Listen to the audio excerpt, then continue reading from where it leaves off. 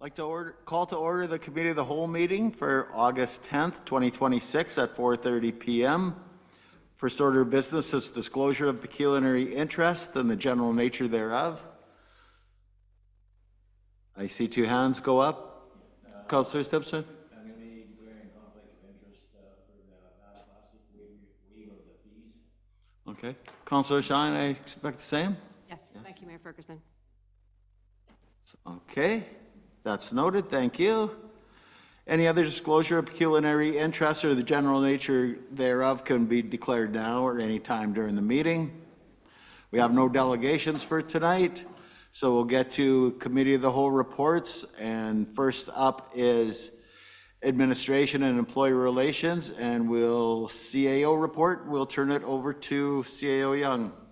Thank you, Mayor Ferguson. So included in your package today is the update for July and August. Unfortunately, I have limited staff here today, but myself and Brandy will do our best to answer any questions that you may have. Any questions from anybody regarding the report? Yes, Councillor Lyons. Thank you, Mayor Ferguson. I do have a couple of questions about the report. Maybe I'll start with the Mud Lake Culvert. In there, you noted that there's a delay in the construction schedule. Do we have an anticipated start date for the contractor? Unofficially, we're hoping by the end of this month. Okay. We've had some renewed communication, so it sounds like they are getting organized. So fingers crossed, the end of the month. Okay, and you're not anticipating any impacts to timing for the construction window? It'll still be completed this year? Okay.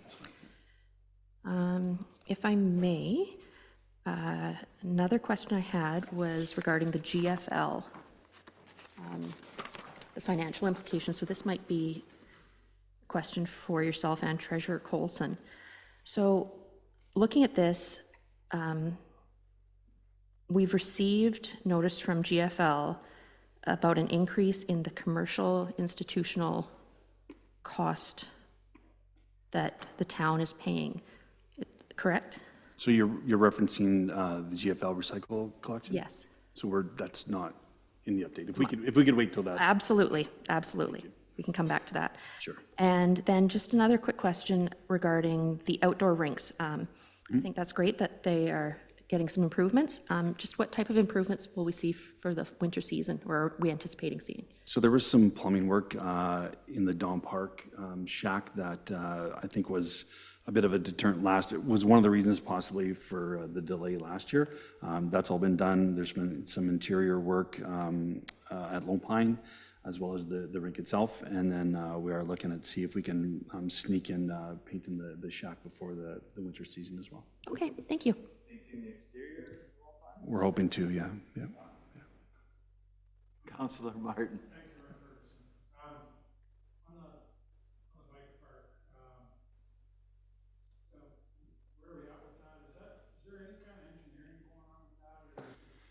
It's a good question. So from what I understand, they still meet quite regularly.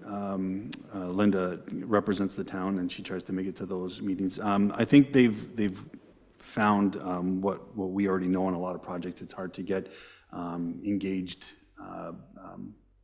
professionals to provide those services. So I think as far as the engineering goes, I think that they've run into some challenges getting people to help them with the engineering or of the initial design. They are currently continue to do some fundraising and to find that. So it's moving along slowly. Sure. So council had directed staff to direct them towards Centennial Park. So Centennial Park is still the preferred location, and again, depending on what they want to design, there's room for expansion in different areas like that. So I would assume that once they get to a point where they have some engineered drawings or designs, that we'll report back to council with that. Okay, I just thought we're tearing up a couple of streets. Like, could some of that fill go to that location? You know, like it's subgrade kind of material for those jumps and what have you, I would imagine. I'm not a dirt expert. I have experience in manure more, so. The problem is you wouldn't want to create a partially done project that might sit there for an extended period of time because you could create issues there as well. So I think they'll probably wait till they have something firm and committed before they would actually move on it. Councillor Sean. Thank you, Mayor Ferguson. My question is in regards to the pool, since the RFP and things are moving a little bit slower. Are you still planning to be open by the end of August? And if you aren't, what are you going to do about the patrons? Will they get an extra month somewhere fit in there if they paid ahead of time? I don't know how many people have paid ahead of time sort of thing. We would look at that if it came around. We are looking early September for, if all goes well, to be opened up again. If we can't get all of the repairs done in that amount of time, then we will schedule them at a later date. Okay, thank you. Councillor Johnson. Thank you, Mayor Ferguson. In lieu of Tyler's vacancy, but I respect why, is there an update on a street sweeper? So both the street sweeper and the sidewalk machine were both down. The sidewalk machine is up and running with the brush on there. They've been utilizing that in some of the bad areas. The street sweeper itself is still under repairs, and we do not have an estimated time when that will be finished. Yeah, it's unfortunate, but once they get in there, right, and they start looking a little deeper, there's a lot of work that needs to be done with it. And my second question is, I see the track dozer is in for repairs. Would we be privy to the final cost of that and them repairs? Yeah, I don't have that information with me, but I mean, certainly once they're done, that's information that we could find for you. Thank you.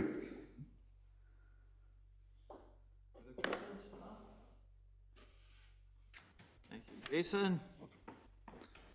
A lot going on, so good report and good questions. Thank you. So we'll move on to the next one is NWMO Federal Impact Assessment Update.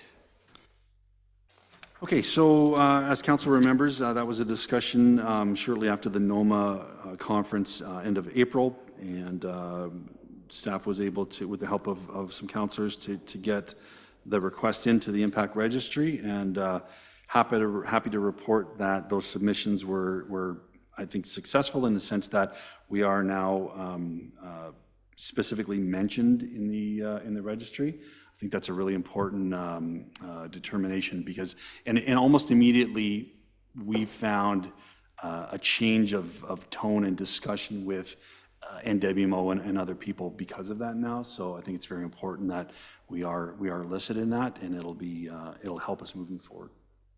Yeah. Again, the discussions I've had with NWO since has been a lot more substance to it and a lot more professional as opposed to just giving us an update on what's going on. They've been working with us on that, so. Yeah, we're also trying to coordinate a session, hopefully at the end of September, for them to come down and give everyone a presentation and an update and give you guys an opportunity to ask some questions. So we're currently trying to schedule that for the end of September.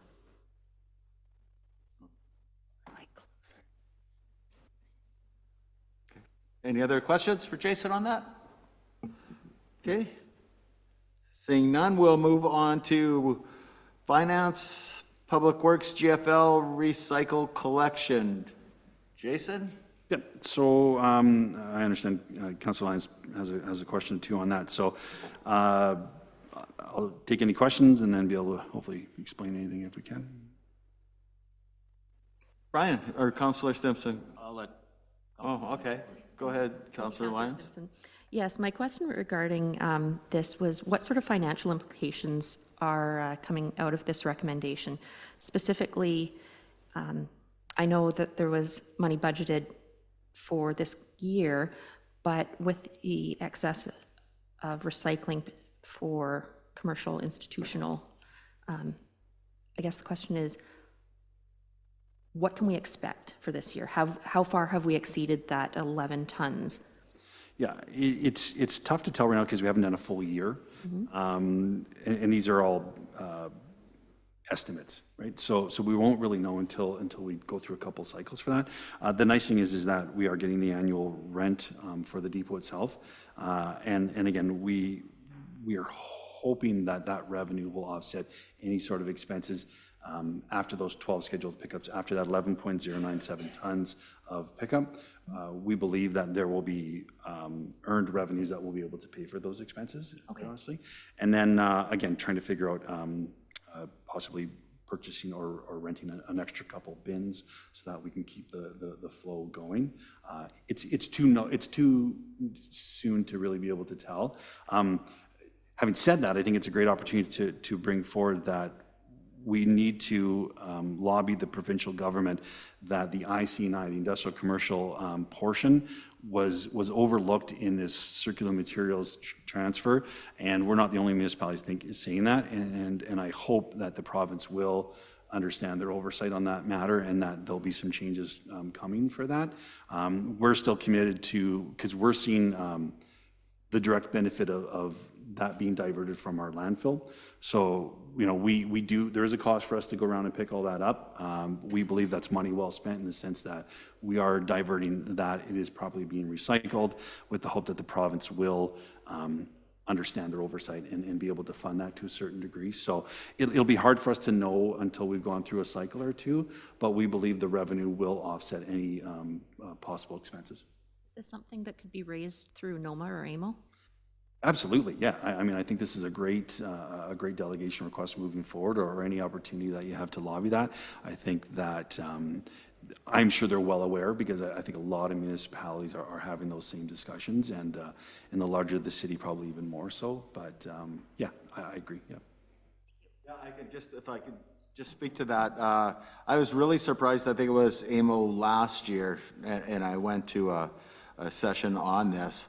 And there's people that haul their garbage 500 kilometers to the landfill, and then they're having to deal with all the ICI stuff too. So it really surprised me and at how much there was to haul, and how passionate a lot of the people were. So we're getting there's getting a lot of traffic on this, and I don't know if it was an oversight or was a plan by the province, but they are getting pushback on this. So hopefully we can see some movement on that, because I think it is the right thing to do, collect it, even though it's for the towns doing it. But just want to encourage all the residents in town, if you can put as much as you want out at your curb, and they will pick it up every Monday. So, you know, and I understand people that might miss the recycle truck and they're going out to the dump, so they throw their recycle bags in our bins, which is a good thing to do. But if we could put it out at the road, the residents could put it out at the road, that'd be a big savings for the town, and stop the amount that's going to. It helps us. We don't want to reach that 11.097 tons too quickly, right? So if we can have, if you're putting it at curbside, that doesn't go towards that, which is good for us. So it stretches that out. Yeah. Councillor Johnson, sorry. Mayor Ferguson, excuse me. Jason, do we realize any monies from the electronic collection? Because they do have a value. I will have to get that information for you. I'm not sure. Okay. Yeah, I know there used to be like stewardship for the rubber tires, and there is revenue associated with the white metals. The electronics, there might be a small revenue off that, but I don't know. Yeah, I'll look. I'll get back to you guys on that. Councillor Knowles. Thank you, Mayor Ferguson. I'm trying to wrap my head around this. We are certain that all of that recycling being put out is residential. I'm confused by the fact that we seem to have lower than average curbside collection, but that we would be worried that people will be bringing an average of almost 1 ton of recycling out on the highway to make up for that, because they missed recycling day that happens every week. So I'm trying to wrap my mind around the sheer amount of recyclables that it would take to make 1 ton average per month that's up in excess. Right. So it is based, so again, there's a lot of estimates happening, and then we try and do a calculation on residents who do not have access to curbside pickup, and then that forms the basis for the rental of the depot at the landfill, so to our benefit. But we, as you said, we do mix the IC&I into that, and that's why we're agreeable to pay the excess of that. The other option would be is to either not collect the IC&I, have it completely separate, and we would fund all that, which at the end of the day would mean that we would have to pass those costs along to those business owners. And the fear is then it's going to go into the landfill. So not a perfect system by any means. It's new. There's a lot of estimates in there. The nice thing for us is that, again, we're not paying until we hit that tonnage. Right, yeah, I'm just curious how that would separate between the residential and the IC9. Yeah, so basically what we've done is we're not separating, we're putting it all together, and then we'll just pay anything extra above that. Yeah, so if it doesn't reach that, that's great for us as well. Thank you, appreciate that. Just to Councillor Johnson's question, we used to receive money for electronic recycling years ago, but then with all the changes with Stewardship of Ontario and the program changes, we haven't received it for a few years. It wasn't much anyway, so it's not a significant impact, but how that program changed, I don't know, with all the changes, with all the other stewardships. So just one thing I want to say, because I don't know if I spurred this or Jason was working on it before, but I went to the landfill with a truckload, bought a $20 token. There's somebody there with a Ranger truck full of old wood in the back of his truck. And he was giving me the gears a little bit about having to pay $20 to take this old wood out of in his little truck. And then another person had some old wood and some electronics. And he said, he bought a ticket, dub token, and he said, yeah, well, it costs money. He says, I bought a token too. So the three of us convoyed out there. The guy that just had the wood in the back of his truck, he was directed to the wood pile, dumped for free, didn't cost him anything because it's wood. The other guy that had some old wood and some electronics, he dumped the wood in the wood pile, the electronics in the bin, and he didn't have to pay anything. So I know it does sound like $20 for this and $20 for that, but if people that separate their material and they work the dump the way it should be worked, they were both came up to me and said, you know, we're sorry about that. We didn't realize it was free. So yeah, garbage. My truck was garbage. I paid the $20, but yeah, if you recycle, throw your steel in, throw your wood in, your electronics in, you could take a lot of stuff to the dump and not have to pay anything. So that's my little story on that, my one trip to the dump every year. Do we want to discuss options? Do we want to continue with GFL collection and processing of recyclable materials exceeding the annual allocation, dispose of recycled material in the landfill, or remove the current fee structure for commercial recycling services as part of future update of the waste management bylaw? My recommendation was we continue doing what we're doing, unless anybody has any other comments. We want to encourage recycling. Go ahead, Councillor Lyons. Thank you, Mayor Ferguson. I would agree with continuing with the GFL collection and processing status quo, but maybe after a few cycles, see what the actual costs are associated with this process, and at that point, look and see if there's any sort of fee review. Yeah, and maybe in that time too, is the province will make some changes and they will start recouping some of that money as well. Absolutely. We carry on. Okay, great. Okay, next we'll move to fire and property, fire dispatch agreement with Central Ambulance Communications Center. Jason. Okay. So, yeah, as part of the centralized communication system for fire dispatch, that is done out of Kenora. That is separate than the next gen 911 that is being transitioned as well. This is a long-standing agreement with this organization. I don't believe there are other options in a sense. This is the company that does it for the region, very well established with our fire department and regional fire departments as well. So unfortunately, Chief Warburn's not here today to answer any specifics. I don't have I don't have any financials for you, other than I don't believe that there's any change in the cost of that, but we could get that for you as well. But Any questions on that? Yes, Councillor Johnson. Thank you, Mayor Ferguson. Brandy, you wouldn't have a guesstimate of what this costs? Not offhand, but it isn't very much. Okay.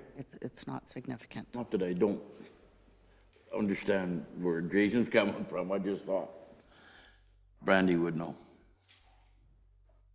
Any other questions on that?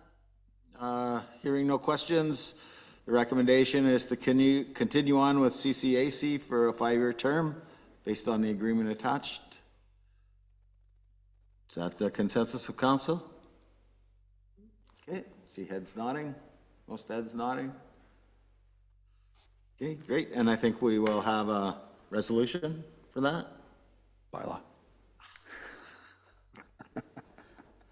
Okay, next we'll go to other business. Atikoka Bass Classic requests waive fees. Report to council. Jason and the people that have declared a conflict. Just to note that Councillor Johnson has also declared conflict on this? Yes? Or you're just leaving? Okay, that is always the best way. Thank you, Councillor.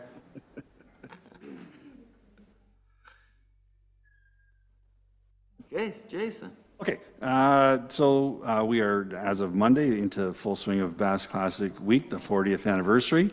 I know events were already starting to take place this morning. As always, there is a request to the town for certain in-kind different things that they need from the town. Not a whole lot of change from the previous year. One important note is that the town's event tent is not needed this year, which is good in the sense that we don't have to set it up. I think they're moving the artisans and such under the big top, so that's good for us. I know that we were already delivering porta potties and yeah, that's about it. So I think at the end of the day, and if you'll recall, administration was asked to bring forth a report showing the in-kind costs, actual costs, foregone revenue. That was presented to council, I believe it was June of this year, early June of this year, early June. So everyone's well aware that there is a cost associated with this, but council is of the mindset that that's appropriate for the event. So the only matter really kind of outstanding today, because it is in the fees bylaw, is if, the committee's request to forego the rental charges for the porta potties for the event. And there are, I think, a couple porta potties out at the landing, and then the remainder of them over by the big tent. So that's, in a nutshell, that's kind of what the request does. Today, the options are to approve the town's operational support at the same levels provided in 2025, determine whether to waive the porta potty washroom rental fees, or if there's any sort of change or anything different that council would be looking at. So that's what we're asking for today. Comments? Councillor Knowles? Thank you, Mayor Ferguson. I got no problem with continuing on the same as 2025 and waiving the fees, but maybe a request that they submit this a little bit earlier than, the day it starts for next year. And that's on me, not them. So they were pretty good. They've had good communication with us. Just with the way the summer schedule fell, I think we just missed the other meetings, so we had to tack it on, knowing that it was the week of. Right? More if it's ever an issue moving forward with a future council, that they would have an opportunity to be able to deal with anything that may come up. But I have no issues with it. Yeah, granted. Appreciate that. Thanks. Lyons?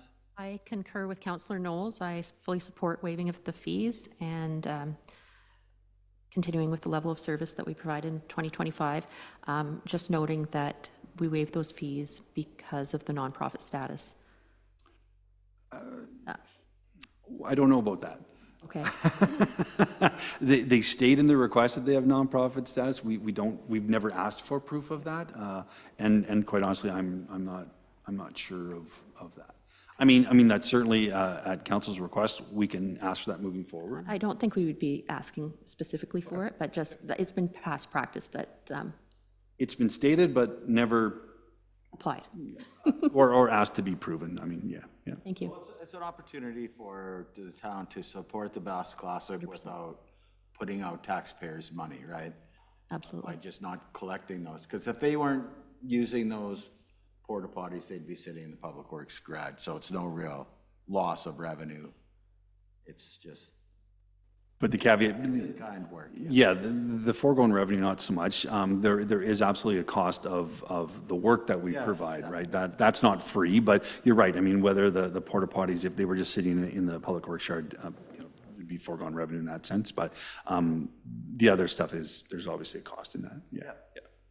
Councillor Martin, last word. Me three on the no cost. I do have a question. Do they have to provide proof of insurance for this event? Oh, absolutely, yes. Okay. So they have to get a permit for the erection of the tent, and then I believe that they provide all that through that process. Okay, cool, thanks.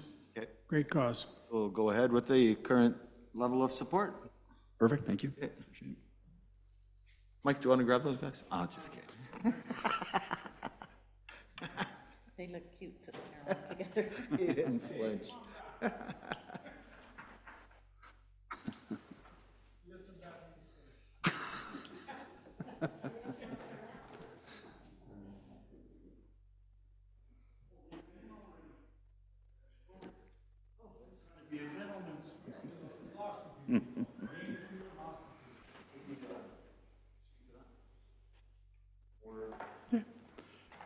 So just an update, you had seen the memo was in the agenda package. Council's agreed to move forward with a level of service provided in 2025 and to waive any fees pertaining to the rental of porta potties. Okay, since we have no in-camera topics, we will adjourn the meeting, 5-minute break. We'll adjourn the meeting at 4:56 and we'll resume at 5:02.